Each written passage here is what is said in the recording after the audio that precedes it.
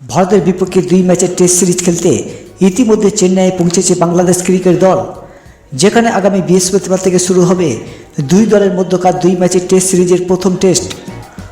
আর এই টেস্ট সিরিজকে সামনে রেখে বেশ কিছু মাইল ফলকের সামনে দাঁড়িয়ে বাংলাদেশের ক্রিকেটাররা সদ্য সমাপ্ত পাকিস্তানের বিপক্ষে ঐতিহাসিক টেস্ট সিরিজ জয়ের পর এবার ভারতের মাটিতে ভারতকে হারানোর ব্যাপারে অনেকটা আত্মবিশ্বাসী বাংলাদেশ, যেখানে টেস্ট ক্রিকেটে এখনও পর্যন্ত ভারত ও দক্ষিণ আফ্রিকাকে হারাতে পারেনি বাংলাদেশ।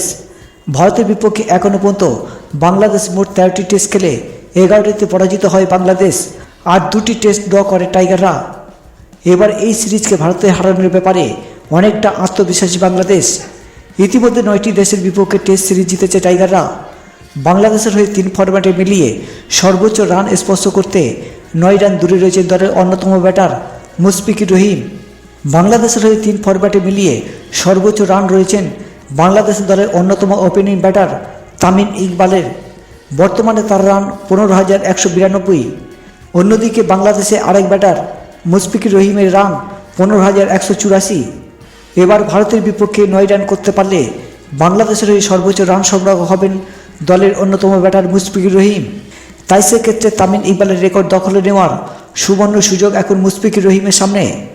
এছাড়াও সাকিব আল হাসানের পর বাংলাদেশের দ্বিতীয় বোলার হিসাবে টেস্টে 200 উইকেট শিকারের মাইলফলক স্পর্শ করার সুযোগ রয়েছেন বাঁহাতি স্পিনার তাইজুল ইসলামের।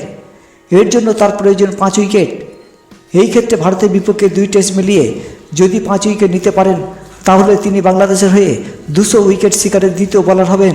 এছাড়াও বাংলাদেশের আরেক বোলার মেহেদী হাসান মিরাজ ভারতের বিপক্ষে সিরিজে যদি 7 উইকেট নিতে পারেন, তাহলে তিনি বাংলাদেশের চতুর্থ বোলার হিসাবে 3 ফরম্যাটে মিলিয়ে 300 উইকেটের মালিক হবেন। বাংলাদেশের হয়ে সর্বোচ্চ উইকেট নেওয়ার প্রথম স্থানে রয়েছেন সাকিব আল হাসান, তার উইকেট সংখ্যা 708টি। আর দ্বিতীয় স্থানে রয়েছেন মাশরাফি বিন মুর্তজা, তার উইকেট সংখ্যা 389টি। এছাড়াও তৃতীয় স্থানে রয়েছেন মুস্তাফিজুর রহমান, তার উইকেট সংখ্যা 323টি। যেখানে আগামী 19শে সেপ্টেম্বর চেন্নাইয়ে শুরু হবে ভারত ও বাংলাদেশের মধ্যে প্রথম টেস্ট, আর 27শে সেপ্টেম্বর কানপুরে শুরু হবে সিরিজের তৃতীয় ও শেষ টেস্ট ম্যাচটি।